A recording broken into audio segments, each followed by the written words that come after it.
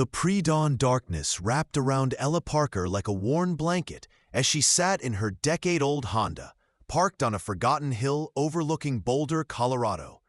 Her daughter, 16-year-old Sofia, slept in the back seat, curled beneath every jacket they owned, her violin case clutched protectively against her chest like a talisman against the cold. Ella's breath formed clouds in the freezing air. She'd stopped running the engine an hour ago. The gas gauge had been flirting with empty for 2 days now. Outside, early March snow dusted the windshield in delicate patterns that would have been beautiful if they didn't represent one more barrier between her family and warmth. 3 months ago, Ella had been folding surgical linens at Boulder General Hospital, working double shifts to keep their small apartment. 2 months ago, the hospital downsized, and her position evaporated. 6 weeks ago, their landlord sold the building. Now, they were here, educated, experienced, and homeless. The irony wasn't lost on Ella. She'd come to America from Sao Paulo at 22 with a nursing degree and mountains of hope. She'd raised Sofia alone after her husband Marcus died in a construction accident when their daughter was only 3. For 13 years, she'd managed. She'd survived. She'd even thrived in quiet ways. But survival, she'd learned, could collapse faster than you could catch your breath. A sharp knock on the frosted window jolted her upright, hand flying to her chest. Through the glass, she saw a figure holding an umbrella against the snow. A woman in her 50s with silver-streaked hair and kind eyes behind wire-rimmed glasses. Ella cracked the window an inch. "I'm sorry, we were just waiting out the storm," the woman finished gently. "I'm Dr. Rebecca Stuart. I saw your car here yesterday morning, too." Ella's throat tightened. "We'll move on. I didn't know this was private property." Rebecca glanced at Sofia's sleeping form. "That's your daughter?" "Yes, she has school in 3 hours. I was just letting her rest somewhere quiet." Rebecca studied Ella for a long moment, and Ella recognized the look, the clinical assessment of a fellow healthcare worker, noting the dark circles, the too-thin frame, the coat that had seen better winters. "There's a foundation I work with," Rebecca said carefully. "The Riverside Centre. We provide transitional housing and support services.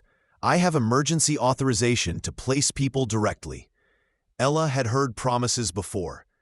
"I appreciate the offer, but—" "No strings," Rebecca interrupted. "Just a warm bed, 3 meals, and time to figure out your next step." She paused. "I'm also the volunteer coordinator at Riverside. We desperately need someone with medical training to help run our health clinic 3 days a week. It comes with a modest salary and benefits." Ella stared at her. "Why would you offer that to a stranger?" Rebecca smiled sadly. "Because 10 years ago, I was living in my car with my son after my medical practice went bankrupt. Someone offered me a chance. I'm just passing it forward." The words hung in the cold air between them. Ella looked at Sofia, brilliant, talented Sofia who practiced violin in parking lots and did homework by phone flashlight, who never complained, even as their world grew smaller and colder. "Okay," Ella whispered. "Yes." The Riverside Centre occupied a renovated Victorian mansion on the eastern edge of Boulder, all gentle slopes and wide porches that suggested permanence. As Rebecca led them inside, warmth enveloped Ella like an embrace she'd forgotten existed. The coordinator, James Thornton, met them in the entrance hall. Tall and lean, with gray threading through his dark hair, he had the careful posture of someone who'd learned to carry weight without showing it. His handshake was firm, his eyes direct. "Miss Santos, Sofia." He nodded to them both. "Welcome to Riverside." "Thank you for taking us on such short notice," Ella said. "Rebecca doesn't make recommendations lightly." He glanced at a clipboard. "We have a 2-bedroom unit available in the East Wing. It's modest, but it's yours for up to 6 months while you stabilize." Sofia's eyes widened, the first spark of hope Ella had seen in weeks. As James showed them upstairs, Ella noticed details that spoke of intention. Fresh paint in warm colors, sturdy furniture, real curtains. This wasn't a shelter cobbled together from donations. This was someone's vision made real. Their unit had 2 small bedrooms, a bathroom with actual water pressure, and a kitchen. Through the window, dawn was breaking over the flatirons, painting the rock formations in shades of rose and gold. Sofia stood transfixed. "Mom," she breathed, "is this really ours?" "For now," Ella said, but she allowed herself to believe it might be true. James found Ella that first evening in the community kitchen, preparing rice and beans, the only meal she could reliably afford and make stretch. She hadn't noticed him in the doorway. "Old family recipe?" he asked. She turned, startled. "Sort of. My grandmother's, from Brazil. It's simple, but it fills you up." He stepped inside, hands in his pockets. "The health clinic opens tomorrow. Rebecca said you have nursing experience. 10 years in post-surgical care, 2 in emergency medicine." She stirred the pot, not meeting his eyes. "I'm good at what I do, or I was." "Why'd you stop?" The question was gentle, but it cut deep. "I didn't stop. Life stopped me. Downsizing, bad timing, bad luck." James nodded slowly. "I know something about that. I was a corporate attorney until 5 years ago. 80-hour weeks, partnership track, the works." He poured himself coffee from the communal pot. "Then my wife Sarah got sick. Stage 4 lymphoma. She died 18 months later." Ella's stirring stilled. "I'm so sorry. The medical bills bankrupted us. The grief broke me. I lost the job, the house, nearly lost myself." He met her eyes. "Someone at a support group mentioned Riverside was looking for an operations manager. I figured if I couldn't save Sarah, maybe I could help save someone else's foundation." They stood in shared silence, two people who'd learned that life's cruelest lesson is how quickly everything can change. "The clinic job is yours if you want it," James said finally. 20 hours a week to start, $35 an hour. Health insurance after 90 days. Ella's hands trembled. That was more money than she dared hope for. "When do I start?" "Tomorrow, 8 a.m. He set down his coffee mug. "And Ella, you're not just good at what you do. You're still good at what you do. Don't let circumstances convince you otherwise." The Riverside Clinic was a converted sunroom with medical equipment that had seen better days, but still functioned. Ella's first patient was a young man with an infected cut from construction work. No insurance. And fear etched in every line of his face. "I can't afford a hospital," he said immediately. Ella pulled on gloves, her training clicking into place like muscle memory. "You're not at a hospital. You're here, and here we treat first and figure out payment later." She cleaned the wound with efficient gentleness. "This needs antibiotics. When did it happen?" 4 days ago. I thought it would heal on its own." She gave him the look she'd perfected over years, stern but kind. "Infections don't heal on their own. They spread. You did the right thing coming in." As she worked, something settled in Ella's chest. Purpose.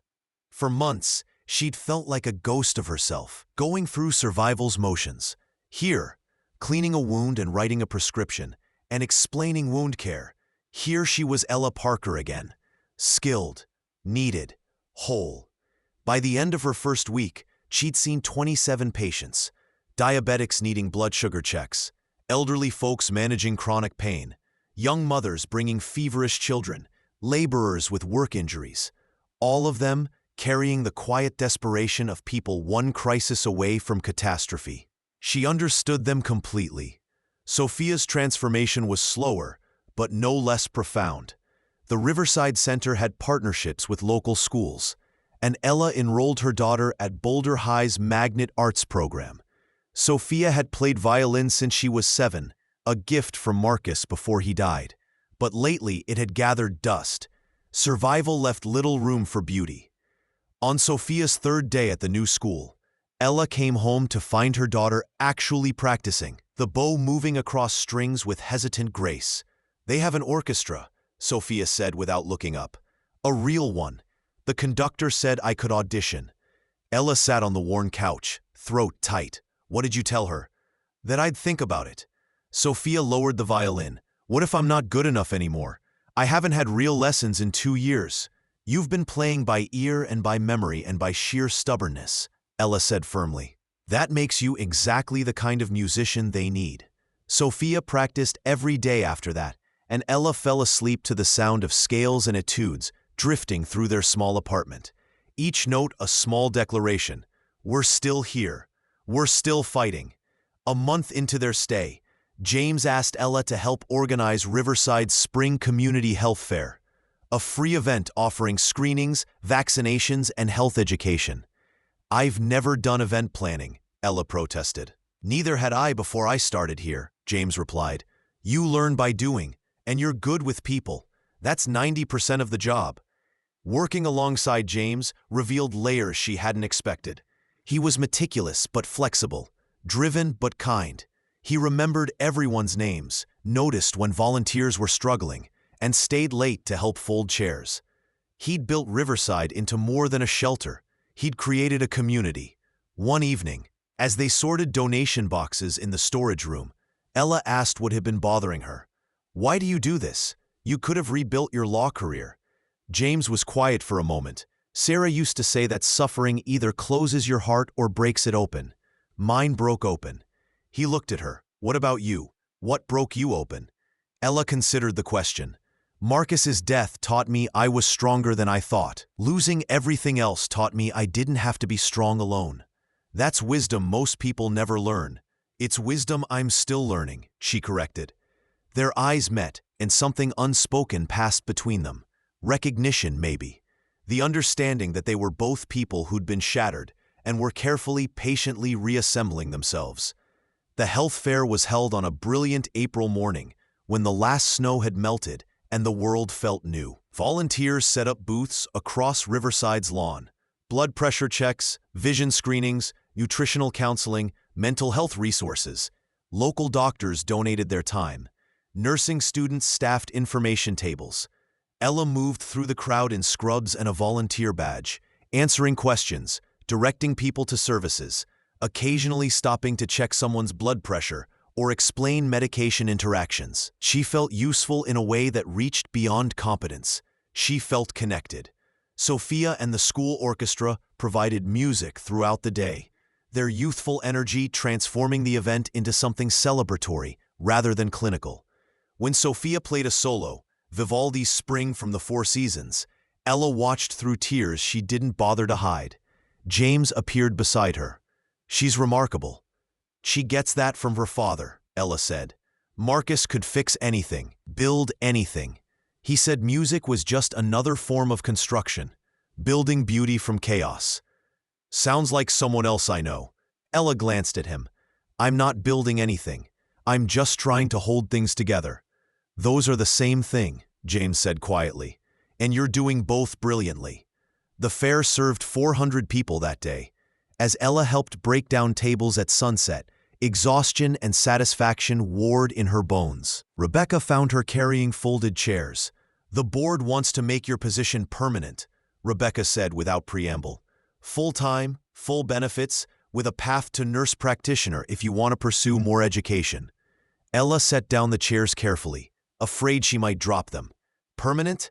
You've seen more patients in 6 weeks than our last nurse saw in 6 months, and your patient satisfaction scores are off the charts." Rebecca smiled. "Turns out hiring people who understand struggle makes for excellent healthcare." Ella's eyes filled. "I don't know what to say." "Say yes, then say thank you by staying." "Yes," Ella whispered, "and thank you." As spring melted into summer, Ella found her rhythm. She worked mornings at the clinic, spent afternoons handling administrative tasks for Riverside's health pilgrims, and always made it home in time to hear Sofia practice. Their apartment was still small, still furnished with donations, but it had become home. James often joined them for dinner. His cooking skills were minimal, and Ella enjoyed feeding people. It started casually, then became a Tuesday tradition. Sofia would practice while James and Ella prepared simple meals, their conversation flowing easily from work to books to Sofia's orchestra to James's attempts at gardening. One Tuesday in July, after Sofia had gone to bed, James and Ella sat on the small porch outside their unit, watching heat lightning flicker over the mountains. "Can I ask you something personal?" James said. Ella tensed slightly. "Okay. Do you ever feel guilty for being happy again?" The question pierced something tender. "Every single day," she admitted. "Like I'm betraying Marcus by moving forward. Like I don't deserve stability when other people are still struggling." Sarah made me promise I wouldn't stop living after she died. James's voice roughened. She said grief was just love with nowhere to go, and that I should find new places to put that love. But I didn't know how. Until I started working here and realized helping other people heal was helping me heal too. Is that what you're doing? Ella asked gently. Healing? I'm trying. He looked at her. You help with that. Ella's breath caught. James, I'm not asking for anything, he said quickly. I just wanted you to know. You remind me that broken things can work again. That people who've lost everything can still build something beautiful. She reached across the space between their chairs and took his hand. You remind me of that too.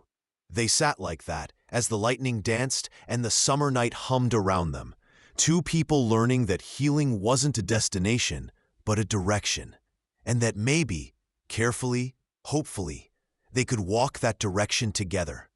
In August, Sofia auditioned for the Colorado Youth Symphony, one of the most prestigious pre-professional orchestras in the region. She'd been preparing for weeks, practicing until her fingers ached, running through her pieces until Ella could have hummed them in her sleep.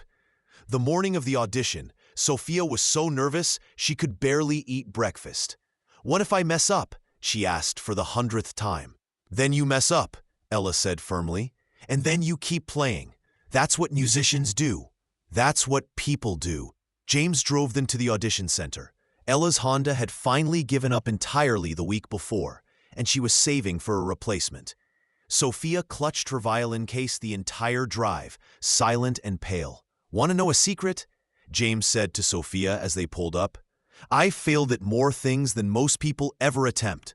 Law school applications, rejected from my top 5 choices. First year as an attorney, I lost more cases than I won. Marriage, I thought I was failing at that too, until Sarah told me that showing up imperfectly was better than not showing up at all. Sofia looked at him. What's your point? My point is that brave people aren't the ones who never feel scared. They're the ones who do the hard thing, even when their hands are shaking. Sofia's hands were indeed shaking as she walked into the audition room. Ella and James waited in the hallway, neither speaking, both lost in their own prayers to whatever might be listening. 45 minutes later, Sofia emerged. Her face was unreadable. Well? Ella asked, heart in her throat. Sofia burst into tears. I made it. They want me for second violin. I made it, Mom. Ella pulled her daughter close, both of them crying now, all the months of uncertainty and struggle pouring out in that hallway.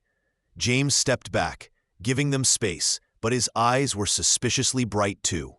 That night, they celebrated with takeout pizza and sparkling cider on Riverside's back lawn, watching stars emerge in the clear Colorado sky. Sofia fell asleep against Ella's shoulder, exhausted and happy. You did this, James said quietly. Ella shook her head. She did this. She's always been stronger than me. No, he insisted. You taught her what strength looks like. You showed her how to keep playing, even when everything else falls apart. He paused. That's not a small gift, Ella. She looked at him, this man who'd been a stranger 8 months ago and was now woven into the fabric of her days, and allowed herself to feel what she'd been denying. Not just gratitude or friendship, but something deeper, something that felt like the beginning of love. Autumn brought changes. Ella's position expanded to include developing health education programs for Riverside's residents.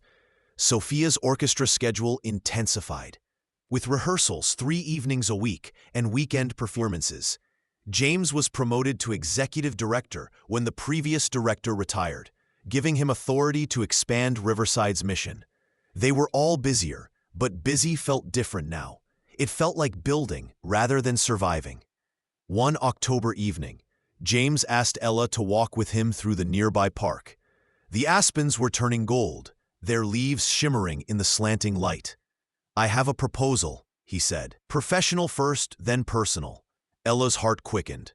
I'm listening. Riverside just received a major grant to expand. We're opening a second location next year, and I want you to direct the health services for both facilities. It's a significant raise, leadership position, chance to shape the program from the ground up. Yes, Ella said immediately. Absolutely yes. James smiled. Don't you want to hear the personal part first? I already know my answer to that too. He stopped walking, turned to face her. You don't know what I'm going to ask. Ask me anyway. Ella Parker, will you let me keep falling in love with you?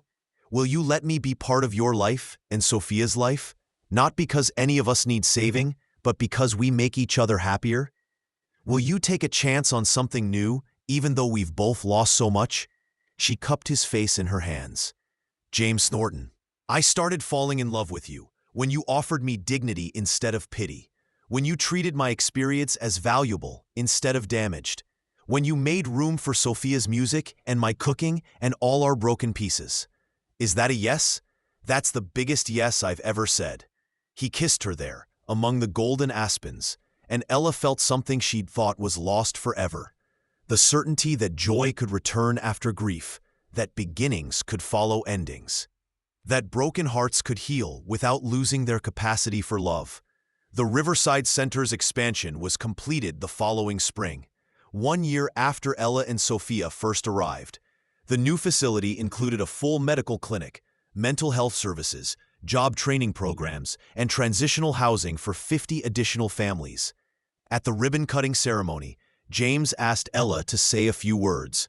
She stood at the podium, Sofia beside her in her orchestra uniform, and looked out at the crowd. Riverside residents past and present, donors, volunteers, community partners, people who'd chosen to invest in the radical idea that everyone deserves a second chance.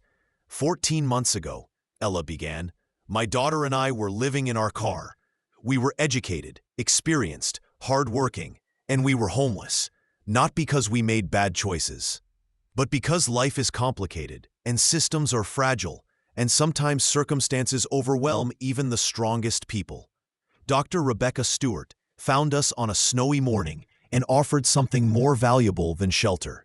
She offered dignity. She saw our situation without seeing us as our situation.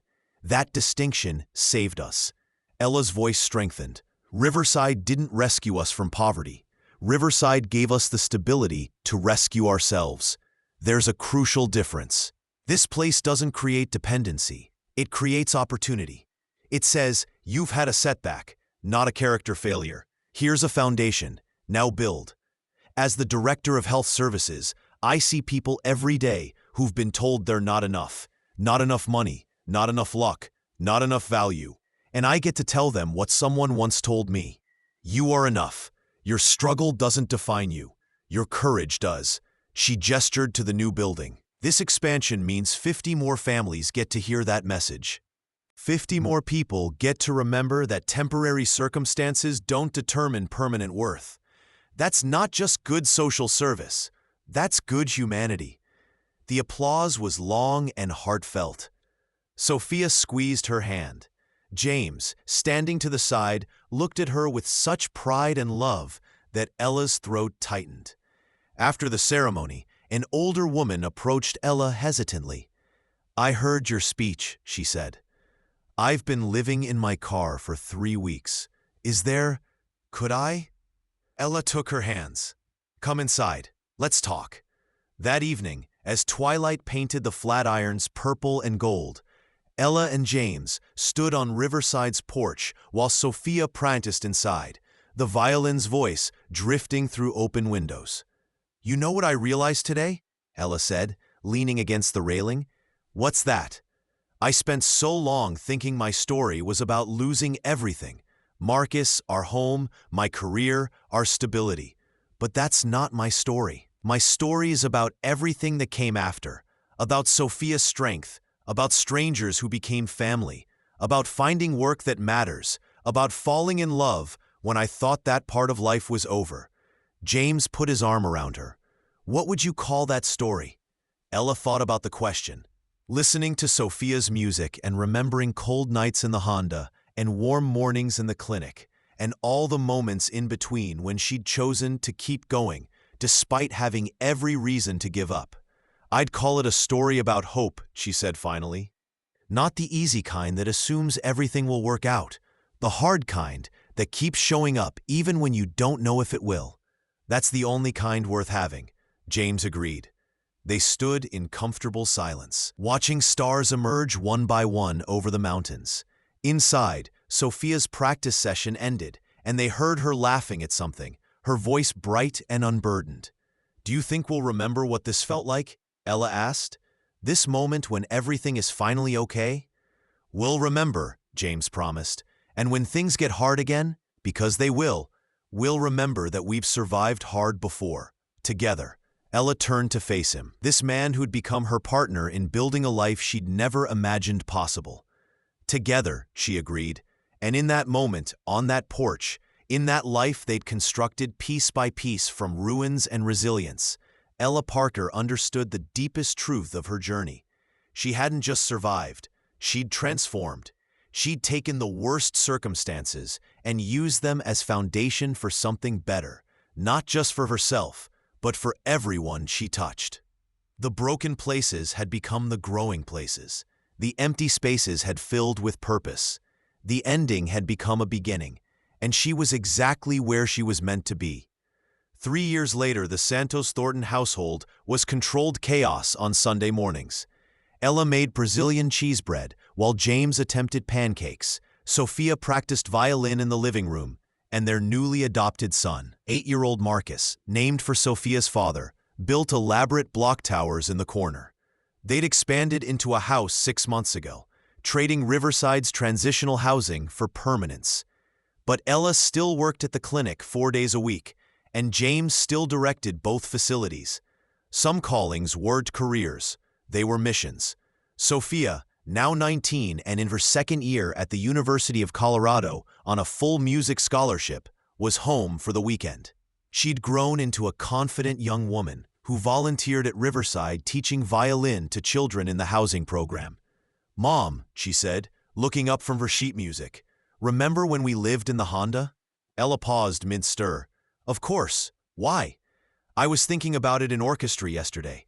We were playing a piece about transformation, and I realized that's what our life has been. Not a tragedy that ended happily. A transformation that required everything we'd been through to become who we are now." James caught Ella's eye across the kitchen, and they shared a look of parental pride mixed with wonder at their daughter's insight. "You're right," Ella said. "And you know what the best part is?" "What?" "We get to help other people transform too. That's the gift of surviving. You become someone who knows the way through." Later, after breakfast, Ella walked the 2 blocks to Riverside for her shift. Spring had returned again, as it always did, painting Boulder in shades of renewal. The clinic waiting room was full. It always was, but now there were 4 nurses, 2 doctors, a therapist, and a pharmacist on staff. Her first patient was a young single father whose story echoed her own from years ago. Educated, employed, and one crisis away from catastrophe. Ella listened to his fears and his frustration, then looked him in the eye. "You're going to be okay," she said. "Not because I'm saying pretty words, but because I know. I was you. I was scared and struggling and certain I'd failed. But I hadn't failed. I was just in the middle of my story, not the end. How did you get through it?" he asked. Ella thought about Rebecca finding her in the car, James offering her dignity, Sofia's music filling empty spaces, love arriving when she'd stopped expecting it. She thought about every small choice to keep going, every moment of doubt, followed by renewed determination. "I let people help me," she said simply. "I accepted that needing support wasn't weakness, and I held on to hope, even when hope felt foolish, especially then." As she worked through her shift, treating patients, training new nurses, consulting on programs, Ella carried that morning's conversation with her. Sofia was right. Their life hadn't followed a linear path from suffering to salvation. It had been a transformation, complex and painful, and ultimately beautiful. That night, tucked into bed beside James, with Sofia's violin drifting from her old room and young Marcus sleeping peacefully down the hall, Ella counted her blessings and her scars. They were, she'd learned, the same thing. She'd lost a husband and found a partner. She'd lost a home and built a family. She'd lost her certainty and found her purpose. Every ending had contained a seed of beginning. The house that had forgotten how to hope had remembered. And in remembering, it had taught Ella the most important lesson. Hope isn't about knowing everything will be fine. Hope is about trusting that you'll survive even if it isn't.